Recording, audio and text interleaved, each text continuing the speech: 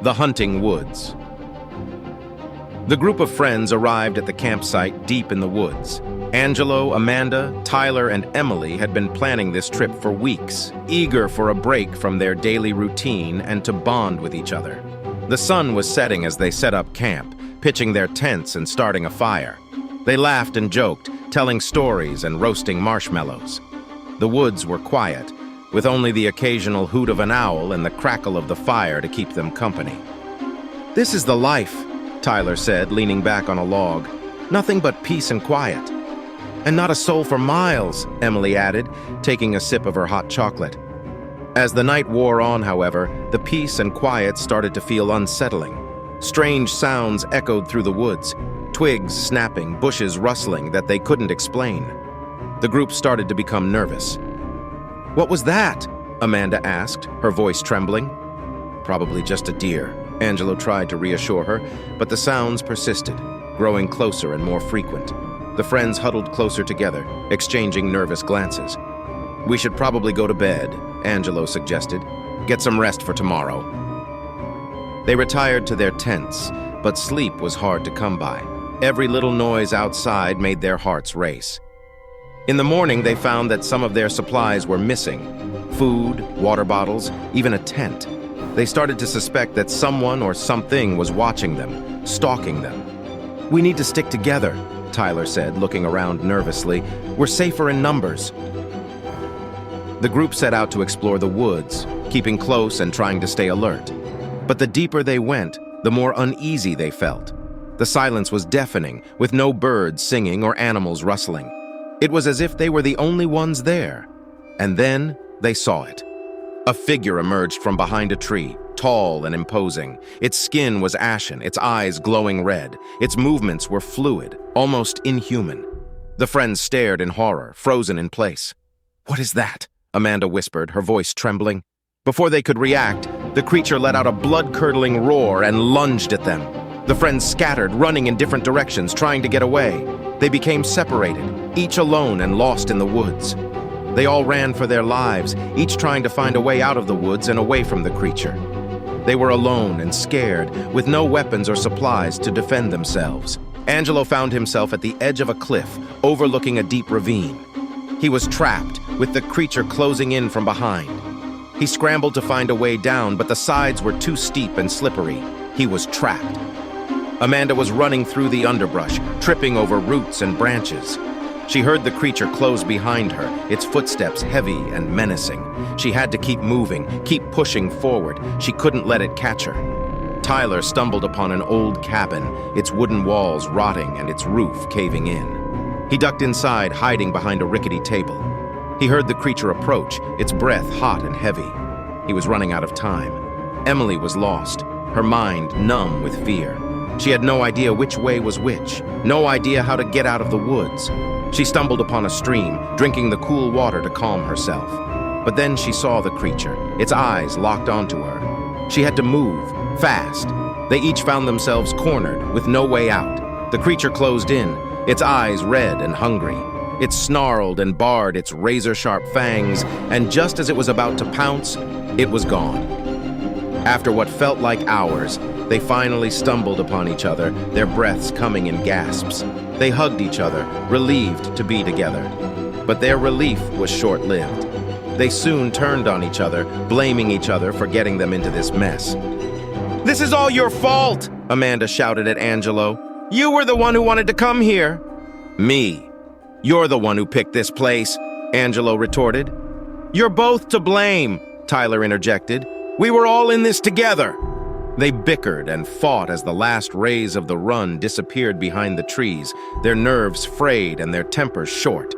They were soon engulfed in darkness, lost and alone with a creature hunting them. They needed to find a way out. Their only solace was the full moon that illuminated the path that they were walking on. As they continued through the woods, they stumbled upon a clearing. In the center was an old stone altar, surrounded by symbols and markings they couldn't understand. They approached it cautiously, unsure of what they would find. And then they saw it. The creature was there, its eyes glowing in the dark. It was muttering in a language they couldn't comprehend, its voice low and menacing. The friends tried to back away, but they were too late. The creature had seen them. It lunged at them, its eyes blazing with anger. The friends fought back, but their efforts were in vain. The creature was too strong, too powerful. The four of them realized that they were probably going to die. And then it stopped. The creature looked at them, its eyes growing colder. It spoke, its voice low and menacing. It told them of the history of the woods, of the evil that had taken root there. It told them that mankind was the reason for its hunting, that through destroying nature, humans had disturbed the balance and awoken the evil. The friends listened in horror, their hearts pounding. They realized that they were in over their heads, that there was no escaping the creature. It was simply just too powerful, too malevolent. The creature lunged at them again, its eyes blazing with anger. The friends fought back with everything they had, but their efforts were in vain. The creature was much stronger than any of them, and a lot more relentless too. It wouldn't stop until they were all dead. "Screw this, I'm not going down like this," Tyler said, and picked up a rock. "Neither am I," Angelo said, picking up a sharp stick as a weapon of choice. "Then let's do this!" They all charged at the creature while flailing their makeshift weapons in the air. The showdown was intense, with the friends battling the demonic creature with everything they had. The creature was a formidable opponent, its movements quick and unpredictable. The friends were battered and bruised, but they refused to give up. They were determined to defeat the creature and escape the woods once and for all. "We have to stick together," shouted Emily. "We can beat this thing if we work as a team." "We have to find its weakness," said Tyler. "There has to be a way to take it down." The creature kept attacking, and then disappeared back into the darkness of the woods before attacking again. It was almost as if it was toying with them, as if it was playing with its food. Its attacks grew more ferocious each time it returned. The friends fought back, their movements coordinated and precise. Angelo stabbed at the demonic creature with all his might, but it evaded the makeshift weapon and grabbed the boy before digging its sharp claws into his flesh. Angelo screamed out in pain as the foul creature ripped his chest open. "Angelo, no!" The friends were stunned by shock, but adrenaline flushed through their veins and they felt a fierce determination to honor Angelo by defeating the creature. "We have to keep fighting," said Tyler. "We can't let this thing win." With a renewed sense of purpose, the friends launched a final attack on the creature. The girls pelted it with sharp rocks, while Tyler repeatedly hit it with a stick.